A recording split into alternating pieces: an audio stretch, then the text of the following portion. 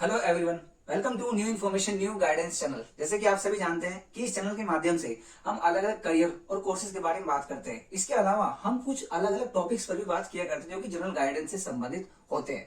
इस वीडियो में हम बात करेंगे ट्रांजिशन के बारे में। ट्रांजिशन का मतलब है एक प्रकार का बदलाव। ये बदलाव ऐसा है जो हम अपने जीवन में कई बार या कई जगहों पर एक्सपीरियंस करते हैं। और जब हम ट्रांजिशन की बात करते हैं तो इसका मतलब है कि हम एक फैमिलियर कंडीशन से एक नॉन फैमिलियर कंडीशन यानी कि एक नई जगह पर या एक नई सिचुएशन में प्रवेश करते हैं। उस समय हम किस प्रकार के एनवायरमेंट, एक कुछ अलग प्रकार की रिस्पॉन्सिबिलिटीज और एक्सपेक्टेशंस को फेस करते हैं। यदि हम बात करें ट्रांजिशन की तो हम अपने जीवन में अलग अलग लेवल पर अलग अलग सिचुएशन में ट्रांजिशन को एक्सपीरियंस करते हैं। जैसे कि मान लीजिए हम प्राइमरी क्लासेस से सेकेंडरी क्लासेस में जाते हैं, तब कैसे हमारे सब्जेक्ट चेंजेस होते हैं, कैसे हमारे टीचर्स बदलते हैं। बिल्कुल ऐसे ही मान लीजिए कोई बच्चा छोटा 5 साल का है तो वो भी एक बच्चा है, और फिर वो 11-12 साल का होगा वही बच्चा, तो वो एक टीनेजर कहलाएगा। एक टीनेजर के लिए हमारे समाज में काफी सारे अलग अलग एक्सपेक्टेशंस होते हैं। ऐसे ही वो जो बच्चा टीनेजर है वो भी समाज में अलग अलग चीजों को सीखता है और उससे कुछ अलग एक्सपेक्टेशंस होते हैं। और जब वही बच्चा 18 साल का होता है तो हम कहते हैं कि अब ये एडल्टहुड की एज में जा रहा है। तो आप देख रहे हैं कि ट्रांजिशन डेवलपमेंटल लेवल पर भी होता है, एक ट्रांजिशन करियर के लेवल पर भी हम मान सकते हैं। जैसे कि मान लीजिए कि मैं किसी एक प्रकार की जॉब करता हूं, मान लीजिए मैं ऑफिस जॉब करता हूं 9 to 5 वाली, लेकिन फिर कुछ समय बाद में सोचता हूं कि यार अब मुझे कुछ थोड़ा नया चाहिए, मुझे कुछ अपना काम चेंज करना है, और मैं एक स्कूल जॉब में आ जाता हूं।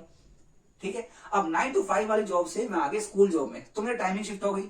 मैं जिस पॉपुलेशन से डील करता हूं वो पॉपुलेशन अलग हो गई, मेरे काम करने का तरीका भी अलग हो जाएगा क्योंकि यहाँ पे मेरी जॉब रिस्पॉन्सिबिलिटीज अलग हैं। तो आप समझ रहे हैं कि ट्रांजिशन कैसे काम करता है। अब इस वीडियो में आज हम बात करेंगे क्लास 6, 9th और 11th में बच्चे किस प्रकार के ट्रांजिशन को एक्सपीरियंस करते हैं। और इसीलिए ये वीडियो बच्चों के साथ साथ टीचर्स के लिए भी काफी हेल्पफुल है जो इन क्लासेस में पढ़ाते हैं, जो इन बच्चों के साथ डील करते हैं, ताकि उन्हें हेल्प मिल पाए कि कैसे हम बच्चों के साथ और बेहतर तरीके से अपने टीचिंग लर्निंग जो प्रोसेस है उसको बेटर कर पाए। तो आइए देखते हैं कि हम ऐसा कैसे कर सकते हैं।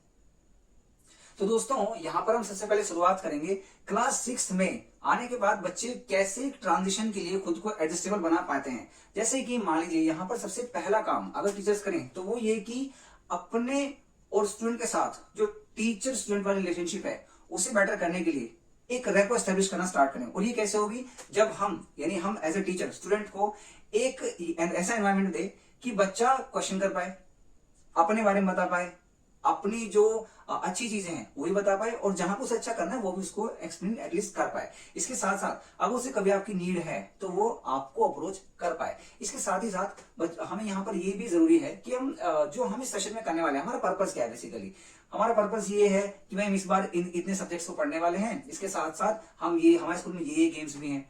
तो जब हम पर्पस एक एस्टेब्लिश करते हैं तो बच्चों का एक ध्यान आना स्टार्ट हो जाता है, एक रेडिनेस उनके अंदर आती है। ठीक है, अगर हम थोड़ा सा आगे चले तो यहाँ पर ये बात होती है कि कौन कौन सी स्किल्स यहाँ पर अब चाहिए बच्चों को पढ़ने के लिए या फिर इन ट्रांजिशन में एडजस्टमेंट करने के लिए कौन कौन सी स्किल्स की जरूरत है। तो उन स्किल्स के बारे में बात करें। जैसे कि सबसे पहला है टाइम मैनेजमेंट स्किल। अब क्योंकि बच्चे के पास थोड़े सब्जेक्ट्स बढ़ गए हैं, राइट, जो सब्जेक्ट्स हैं उनकी क्वालिटी चेंज हो गई है, और इसके साथ साथ कुछ को करिकुलर एक्टिविटी जैसे गेम्स खेलना, कुछ कंपटीशन पार्टिसिपेट करना, ये भी स्टार्ट हो जाते हैं। तो हम बच्चों के अंदर टाइम मैनेजमेंट स्किल्स कैसे डेवलप कर पाए इसके बारे में बात करते हैं। इसके साथ साथ ऑर्गेनाइजिंग एबिलिटी कि कैसे हम चीजों को ऑर्गेनाइज कर पाए। करिकुलर एक्टिविटीज हैं, को करिकुलर एक्टिविटीज हैं, इसके साथ साथ अपनी पर्सनल डेवलपमेंट है, हम कैसे इन सारी चीजों को मैनेज करने के साथ साथ ऑर्गेनाइज भी करें। यहाँ पर इसके अलावा हम थोड़ा सा आगे और बात करें तो यहाँ पर बात आती है आस्किंग फॉर हेल्प। एक और चीज है आस्किंग फॉर हेल्प।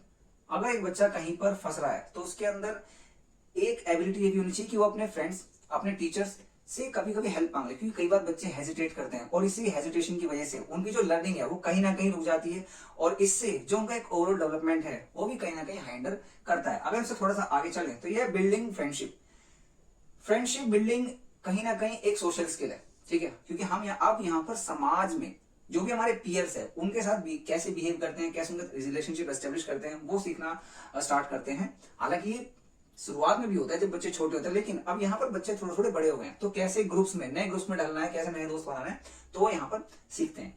अब अगर हम थोड़ा सा आगे चले यहाँ से तो बात होती है encourage the open communication with parents, teachers और द काउंसलर। इसके कहने का मतलब ये है कि हम बच्चों के साथ एक जो कम्युनिकेशन है उसे भी थोड़ा सा एनकरेज करें, ताकि बच्चा अपने पेरेंट्स, अपने टीचर्स और स्कूल में अगर काउंसलर है तो उससे जाके अपनी बात कर पाए। और इन तीनों में ही एक आपसे कोऑर्डिनेशन भी बना रहा है कि कैसे हम बच्चे के ओवरऑल डेवलपमेंट के लिए टीचर्स, काउंसलर्स और पेरेंट्स तीनों मिलकर के काम कर पाए। ठीक है, अगर हम यहाँ से थोड़ा सा आगे चलें तो यहाँ पर बात कर सकते हैं बूस्टिंग कॉन्फिडेंस। तो कॉन्फिडेंस कैसे बूस्ट कर सकते हैं बच्चों को, ये बता करके कि भाई आप कैसे इन सब्जेक्ट्स को टैकल कर सकते हैं, कैसे आप जो क्लास में नए आए हैं उन सभी बच्चों के साथ उनकी स्ट्रेंथ क्या है, आपकी स्ट्रेंथ क्या है, आप सभी लोग मिलकर के काम कर पाए। तो ये तो हुई बात क्लास 6। हालांकि इसमें और भी चीजें और ऐड ऑन हो सकती हैं, बट फिलहाल के लिए हम बेसिक चीजों को लेते हैं। अब हम आगे चल करके बात करते हैं कि क्लास 9th में कैसे हम ट्रांजिशन के लिए बच्चों को एडजस्टेबल बना पाए। तो दोस्तों अब हम यहाँ पर बात करने जा रहे हैं कि क्लास 9th में आने के बाद कैसे हम बच्चों को एक नए एडजस्टमेंट के लिए तैयार कर पाए। ठीक है, तो अगर मैं 9th क्लास की बात कर रहा हूं तो यहां पर भी सबसे पहले एक रेपो जो टीचर के साथ एस्टेब्लिश होती है वो बेटर करना जरूरी है। इसके साथ साथ कि क्लास 9th की इंपॉर्टेंस क्या है ये बताना, क्योंकि अगर आप देखेंगे तो क्लास 9th में जो पढ़ रहा है बच्चा वो अपने एक बेस क्रिएट करता है 10th क्लास के लिए। ठीक है, और जितना इन दोनों क्लासेस में वो अपने परफॉर्मेंस अच्छा करेगा उतना ही वो क्लास 11th में अपनी चॉइस के सब्जेक्ट्स ले पाएगा। ठीक है, तो हमें इस तरीके से बताना बहुत जरूरी है कि क्लास 9th में अगर आप मार्क्स स्कोर करना चाहते हैं उसकी क्या स्ट्रेटेजीज हैं, और यहाँ पर सब्जेक्ट्स की जो स्ट्रेंथ है वो क्या है, हम किन किन चीजों को यहाँ पर एक टफ लेवल पर देखते हैं और उन्हें कैसे डील कर पाते हैं, इसके बारे में बताना बहुत जरूरी है। अगर हम यहाँ पर थोड़ा सा आगे चलें तो एक चीज हमें यहाँ पर देखने के लिए मिलेगी, वो ये की चैलेंजेस फेज, कि यहाँ पर बच्चे क्या क्या प्रकार के चैलेंजेस एक्सपीरियंस करते हैं। जैसे कि मान लीजिए यहाँ पर एक पॉइंट है एकेडमिक प्रेशर, क्योंकि अब सब्जेक्ट थोड़े ज्यादा हो गए और थोड़े टफ भी हो गए। जैसे कि अगर मैं बात करूं मैथ्स के अंदर अलजेब्रा आना स्टार्ट हो जाता है, और अगर हम साइंस में देखें तो फिजिक्स के कुछ ऐसे कंसेप्ट आने शुरू हो जाते हैं जिसमें कि हमारे अब न्यूमेरिकल्स बनने की एक बेस स्टार्ट हो जाती है। राइट, इसके अलावा यहाँ पर एक चीज और है, वो है टाइम मैनेजमेंट। देखिए टाइम मैनेजमेंट की मैंने क्लास 6 में बात की थी, लेकिन अब 9th क्लास में आकर के क्योंकि सब्जेक्ट्स थोड़े टफ हो जाते हैं तो बच्चों के पास टाइम की थोड़ी कमी रहती है। इसके साथ साथ उनकी जो एक्स्ट्रा एक्टिविटीज हैं वो भी थोड़ा बढ़ जाती हैं, चाहे वो एक्स्ट्रा क्लासेस हों, कुछ एक्स्ट्रा गेम्स हों, या फिर कोई एक्स्ट्रा करिकुलर एक्टिविटीज हों। अब इसके अलावा यहाँ पर एक चैलेंज और है, वो है parental expectation, peer pressure, social media influence. तो पेरेंटल एक्सपेक्टेशन का मतलब ये है कि भाई हम भी चाहते हैं कि हमारे बच्चे ज्यादा से ज्यादा भाई स्कोर करें। राइट, फिर पीयर प्रेशर भी तो है कि भाई तू दोस्तों के साथ नहीं घूम रहा है, ओहो तेरा तो डेवलपमेंट नहीं हो पाएगा, तो सोशल डेवलपमेंट भी जरूरी है, उसका भी एक प्रेशर है। फिर सोशल मीडिया का इन्फ्लुएंस, सोशल मीडिया में बहुत सारी नई नई चीजें हम देखने के लिए मिलती हैं, अलग प्रकार की भाषा, अलग प्रकार का जो ज्ञान हमें मिलता है from the so called influencers. Right, तो वो भी एक प्रेशर है, वो भी एक चैलेंज है। राइट, अगर हम थोड़ा सा आगे चलें तो यहाँ पर एक चीज है physical and emotional changes and challenges. Physical level पर, इमोशनल लेवल पर हम बहुत सारे चैलेंजेस और बहुत सारे चेंजेस यहाँ पर एक्सपीरियंस करते हैं, उनके बारे में ही बच्चों को सेंसिटाइज करना बहुत जरूरी हो जाता है। और फिर यहाँ पर बात आती है स्टडी एंड लाइफ स्किल्स की। स्टडी एंड लाइफ स्किल्स की अगर बात करें तो टाइम मैनेजमेंट ऑब्वियसली बहुत जरूरी है, जिससे कि बच्चे अपनी स्टडी हैबिट्स को बेटर कर पाए और वो ये देख पाए कि कैसे हम अपनी स्टडीज को ऐसे प्रिपरेशन कर पाए कि भाई एग्जाम के टाइम पे मुझे उस टाइम किताब खोलने की जरूरत ना पड़े और मैं अपने नोट्स बना पाऊं पहले से। राइट, फिर एक चीज है यहाँ पे effective study habit. Effective study habit का मतलब ये है कि अगर मुझे कहीं पे प्रॉब्लम आ रही है तो मैं उस प्रॉब्लम कैसे सोल्व कर रहा हूँ, मैं कहाँ से हेल्प ले रहा हूँ, और फिर मैं अपनी पढ़ाई किस तरीके से कर रहा हूँ। क्या मैं अपने किसी दोस्त पे डिपेंडेंट हूँ कि भाई वो नोट्स बनाएगा, या फिर मैं खुद से अपने नोट्स प्रिपेयर कर रहा हूँ, मैं किस पे डिपेंडेंट हूँ, खुद पे या फिर दूसरों पे। राइट, अगर मैं डिपेंडेंट हो रहा हूँ कि दूसरों पे तो फिर मुझे स्टडी हैबिट बहुत बेटर नहीं होंगी, और स्टडी हैबिट में पढ़ने के साथ साथ मैं कैसे पेपर अटेम्प्ट करूंगा, कैसे मैं लिखूंगा, ये चीजें भी इसके अंदर में आती है। और यहाँ पर एक चीज और है, वो है स्ट्रेस मैनेजमेंट। ये थोड़ा सा जरूरी है, देखिए क्योंकि अब क्लास 9 से बच्चा धीरे धीरे आगे बढ़ रहा है, तो सामाजिक जो सोशल जो स्ट्रेसर्स हैं, अब मैं इस पर थोड़ा ध्यान दूं तो ये ध्यान से सुनना है, ये जो स्ट्रेस कॉजिंग सिचुएशंस हैं ये बच्चों को कई बार प्रॉब्लम्स क्रिएट कर सकती हैं, जिससे कि कई बार बच्चे इजीली कोप अप कर जाते हैं, कई बार बच्चों को थोड़ी सी मुश्किल होती है जो कि उन्हें लेटर ऑन भी परेशान करती है। तो यहाँ पर हमें जरूरी है कि हम बच्चों का स्ट्रेस के बारे में, एंजाइटी के बारे में, घबराहट के बारे में बात करें कि भाई घबराहट क्यों होती है, किन किन कंडीशन में होती है, और ये ऐसा होना नॉर्मल है। उन्हें ये ना लगे कि भाई मेरे साथ ही कुछ अलग हो रहा है और मेरे साथ ही हो रहा है और किसी के साथ नहीं हो रहा है। ठीक है, आप उन्हें ये बताएं कि भाई जो भी बच्चे होते हैं इस एज में तो वो ऐसा एक्सपीरियंस करते हैं। फिर एक यहाँ पर है सेल्फ कॉन्फिडेंस एंड कम्युनिकेशन। देखिए, कम्युनिकेशन का एक बहुत बड़ा रोल है कि आप अपनी समस्याओं को, अपने आइडियाज को और अपनी प्रॉब्लम्स को दूसरों को बता पाए कि भाई मुझे ये प्रॉब्लम हो रही है, मेरी ये स्ट्रेंथ है, या फिर मैं यहाँ पर अच्छा महसूस करता हूँ, यहाँ पे अच्छा महसूस नहीं करता हूँ। जब आप इनको क्लियर कर पाएंगे तब कहीं ना कहीं आपका कम्युनिकेशन बेटर होगा। और जब हम इफेक्टिवली कम्युनिकेट कर पाते हैं तो हम एक तरीके से कॉन्फिडेंट महसूस करते हैं। हालांकि मैं ऐसा लिखा हुआ नहीं बता रहा हूं, ऐसा एक्चुअल में होता है। ठीक है, अब हम थोड़ा सा अगर आगे चलें, फिर यहाँ पर बात आती है अंडरस्टैंडिंग द स्कूल एनवायरनमेंट। अब यहाँ पर बच्चे, अगर मैं बात करूं अंडरस्टैंडिंग द स्कूल एनवायरनमेंट, वो बच्चों को ऑलरेडी पता होता है, लेकिन अब यहाँ पे क्या है कि कुछ चीजें थोड़ी चेंज, जैसे कि पीटीएम्स में बच्चों को लगता है कि भाई पीटीएम तो एक ऐसा प्रोसेस है कि भाई जहाँ पे टीचर और पेरेंट दोनों मिलकर के हमारी शिकायत करते हैं। नहीं, पीटीएम एक ऐसा प्रोसेस है जहाँ पे कि पेरेंट्स और टीचर्स ये दोनों मिलकर ये कोशिश करते हैं कि भी अलग अलग एरियाज में जहां बच्चा लैग कर रहा है, हम कहां पर उसकी हेल्प कर सकते हैं और उसे किस किस चीजों की थोड़ी सी और हेल्प की जरूरत है, वो यहाँ पर डिस्कशन होता है। एक पॉजिटिव माइंडसेट और एक मोटिवेशन की जरूरत यहाँ पर होती है, ताकि एक जो ग्रोथ माइंडसेट है बच्चे उसको लेकर के चले। और इस माइंडसेट और मोटिवेशन को ग्रो करने के लिए, एनहांस करने के लिए हम बच्चों के साथ कुछ कुछ स्टोरीज भी शेयर कर सकते हैं। फिर चाहे वो पुराने बच्चों की स्टोरीज हो, या फिर पुराने मतलब कि 1-2 साल पुराने बच्चों की, बहुत पुराने बच्चों की बात नहीं कर रहा हूँ। इसके साथ साथ हम कुछ जो मोटिवेशनल स्टोरीज होती हैं राइटर्स की, साइंटिस्ट की, वो स्टोरी शेयर कर सकते हैं, ताकि बच्चे उसे रिलेट कर पाएंगे। अच्छा, उनकी जीवन में ये दिक्कत थी, उन्होंने ऐसे सॉल्व किया था, हम भी कोशिश कर लेते हैं, ताकि बच्चे मोटिवेटेड हों और समस्याओं से डील कर पाए। और अगर हम थोड़ा सा आगे यहाँ पर चलें तो role of parents and teachers यहाँ पर ये भी आ सकता है कि कैसे वो थोड़ा सा बच्चों को टाइम दें और अपने एक्सपीरियंस से चीजों को सॉल्व कर पाए। ये तो हुई बात क्लास 9th की। अब चलते हैं कि क्लास 11th पर हम थोड़ा सा क्या ध्यान दे सकते हैं।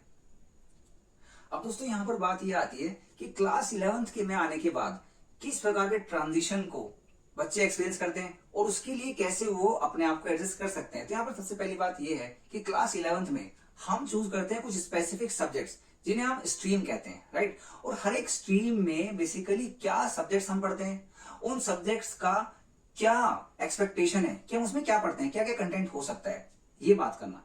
इसके अलावा ये भी बताना कि हम इस स्ट्रीम में जो सब्जेक्ट्स पढ़ रहे हैं उनमें आगे जाकर के क्या क्या कोर्सेज हम लोग पढ़ सकते हैं, क्या कोर्सेज हम परस्यू कर सकते हैं, और उसके साथ में क्या क्या करियर ऑप्शंस हमें देखने के लिए मिलते हैं। अगर हम 2-4 चीजें बताएंगे ना, तो बच्चों के अंदर एक क्यूरियोसिटी जनरेट होती है, एक क्यूरियोसिटी बननी शुरू होती है कि अच्छा, इसमें मैं ये सब्जेक्ट पढ़ूंगा और उस सब्जेक्ट में ये कंटेंट होगा, राइट। तो इस प्रकार की चीजें बच्चे सोचते हैं, तो वो एक तरीके तैयार होते हैं, खुद को तैयार करते हैं कि अच्छा हम ये पढ़ेंगे। हो सकता है कि इसका उल्टा भी हो, लेकिन ज्यादातर चीजों में बच्चों की एक क्लैरिटी आनी शुरू हो जाती है। खैर, इसमें हम थोड़ा सा आगे चलेंगे और ये भी बताएंगे कि भाई क्लास 11th की सिग्निफिकेंस असल में करियर को लेकर के कैसे है। क्योंकि क्लास 11th में हम एक बेस क्रिएट करते हैं 12th के लिए, और 12th के बाद हम कुछ एंट्रेंस एग्जाम की तैयारी करते हैं। जैसे कि मान लीजिए हमारा सीयूईटी है, फिर चाहे नीट है, जेई है, अब तो आईटीईपी भी है, डाइट के भी एग्जाम्स होते हैं, राइट। इसके अलावा कुछ कॉम्पिटिटिव एग्जाम्स और होते हैं, जैसे कि एसएससी के एग्जाम्स होते हैं। तो उसके लिए बच्चों को कैसे प्रिपेयर होना होता है 12th के बाद, और उसका बेस कैसे 11th से बनता है, यहाँ पर हम उसे एक्सपीरियंस करते हैं। तो जो भी बच्चे 11th क्लास में वो ये ध्यान रखें कि 11th क्लास सिर्फ ऐसी मजे में पास करने के लिए नहीं है, ये एक ऐसा टाइम पीरियड है जहां हम अपने आपको तैयार करते हैं क्लास 12th के बाद आने वाले जो भी हमारे चैलेंजेस हैं उनके लिए, ठीक है। क्योंकि आपको अगर लग रहा हो कि मैं 12th क्लास में जाके अपने आप को तैयार कर लूंगा, भाई इस समस्या से या इस भूल से अपने आप को ऐसे बाहर निकालो उठा के, ठीक है। क्योंकि 12th क्लास के बाद आपको बिल्कुल मौका नहीं मिलता है। जिन बच्चों ने अभी 12th के पेपर दिए, एक बार उनसे पूछ लो क्यों नहीं, कितना मौका मिल रहा है सोचने का कि कहाँ जाऊं, क्या करूं, कौन सा कोर्स लूं, ठीक है। खैर, थोड़ा सा आगे बढ़ते हैं यहाँ पर और हम देखते हैं कि चैलेंजेस इन द ट्रांजिशन। यहाँ पर हमें क्या क्या चैलेंजेस देखने के लिए मिलते हैं। यहाँ पर हमें चैलेंजेस देखने के लिए मिलते हैं कुछ नए सब्जेक्ट्स की। जैसे कि मान लीजिए कि अगर मैं साइंस मुझे बड़ी पसंद थी 10th क्लास में और मैथ्स मुझे बड़ा अच्छा आता था, तो मैंने ले ली भाई साहब पीसीएम या पीसीबी। यहाँ पर मैं किसी को टारगेट नहीं कर रहा हूँ, मैं एक इन जनरल चीज बता रहा हूँ, किसी और की बात कर सकता हूँ, बट फिलहाल हम इसकी बात करते हैं। तो 10th क्लास की साइंस में और 11th क्लास के साइंस में जमीन आसमान का फर्क होता है, ठीक है। क्योंकि अगर मैं फिजिक्स की बात करूं तो फिजिक्स वहां पर जाके एक अप्लाइड मैथमेटिक्स के रूप में दिखती है, हमें वहां पर इतने सारे न्यूमेरिकल्स देखने के लिए मिल जाते हैं और बच्चे घबरा जाते हैं 11th क्लास में, राइट। तो वो जो चेंजेस देखने के लिए मिलते हैं हमें कंटेंट के लेवल पर, वो थोड़ा सा, नॉट थोड़ा सा बट बहुत ज्यादा सा एक चैलेंज क्रिएट करता है बच्चों के अंदर मेंटल लेवल पर। और इसके अलावा अगर हम थोड़ा सा आगे जाए तो वहां पर हमें देखने के लिए मिलता है competitive pressure. And balancing academics and identity. अगर हम बात करूं कॉम्पिटिटिव प्रेशर की, तो यहाँ पर दो टाइप का प्रेशर अब आना शुरू हो जाता है। मैं आज की बात कर रहा हूँ। एक तो बच्चे को स्कूल में भी अच्छा परफॉर्म करना है, ठीक, और इसके अलावा जो हमारे कॉम्पिटिटिव एग्जाम्स हैं उसकी भी तैयारी करके उसमें भी अच्छा लाना है, क्योंकि अगर वैसा नहीं करेगा तो जिस कॉम्पिटिटिव एग्जाम की तैयारी कर रहा है उसमें पीछे रह जाएगा।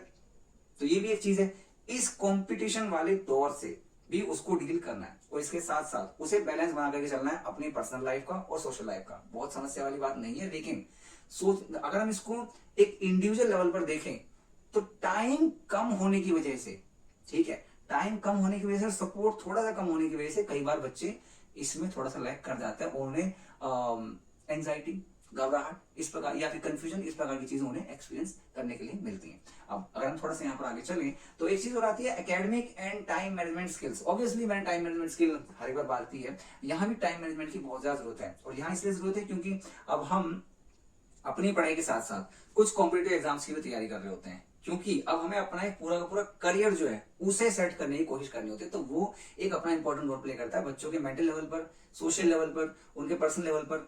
जो भी वो काम कर रहे होते हैं उनके दिमाग में ज्यादा चीजें चल रही होती है साइड बाय साइड। और फिर यहाँ पर एक चीज और आती है, वो है how to use digital world wisely, ठीक है, क्योंकि अब आपको बहुत सारी चीजें अपने डिजिटल एरिया में भी चाहिए, फिर चाहे वो वीडियोस हो, फिर चाहे वो नोट्स हो, ठीक है, तो आप उसको प्रोफेशनली या अच्छे तरीके से कैसे यूज करेंगे, ये भी एक चैलेंज आपके सामने होता है, क्योंकि डिस्ट्रैक्शन बड़ी इजीली आते हैं। मैं बता रहा हूं, डिस्ट्रैक्शन बड़ी इजीली आते हैं, ये बात क्लास 9 के बच्चे भी जान ले, ठीक है। जो डिस्ट्रैक्शन है मोबाइल के थ्रू या फिर सोशल मीडिया के थ्रू, वो बड़ी इजीली हमें परेशान कर सकते हैं। स्ट्रीम स्पेसिफिक गाइडेंस देना भी जरूरी है। स्ट्रीम स्पेसिफिक गाइडेंस का मतलब ये है कि अगर मैं ह्यूमैनिटीज का बच्चा हूं तो ह्यूमैनिटीज के बच्चे क्या क्या सब्जेक्ट्स पढ़ते हैं आगे जाकर के, उन्हें क्या क्या स्कोप मिलता है, क्या क्या कोर्सेज मिलते हैं। कॉमर्स में भी अगर मैं अकाउंटेंसी पढ़ रहा हूं या मैं बिजनेस स्टडीज पढ़ रहा हूं तो बिजनेस स्टडीज और अकाउंटेंसी के लिए आगे जाकर कौन से कोर्सेज अच्छे होंगे, इस बारे में बात करना भी काफी हेल्पफुल होता है बच्चों के पर्सपेक्टिव से।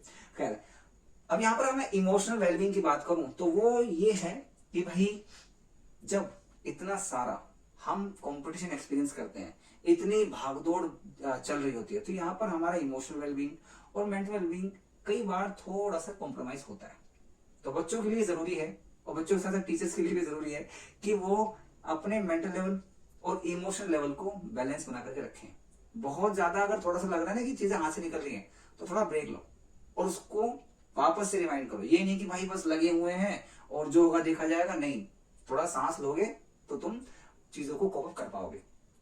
सो just give yourself some time. इस वीडियो में फिलहाल इतना ही था। अगर आपके आसपास में कुछ ऐसे बच्चे हैं जो क्लास 6 में, 9th में, 11th में इस बार आए हैं, आप उन्हें वीडियो जरूर दिखाएं ताकि वो भी अपने आप को इन चैलेंजेस के लिए तैयार कर पाएं। और जो इन क्लासेस के टीचर्स हैं वो भी इस वीडियो को देख सकते हैं। So thank you so much. इस वीडियो में बस इतना ही, और आप इसे जरूर शेयर करें बच्चों के साथ। धन्यवाद।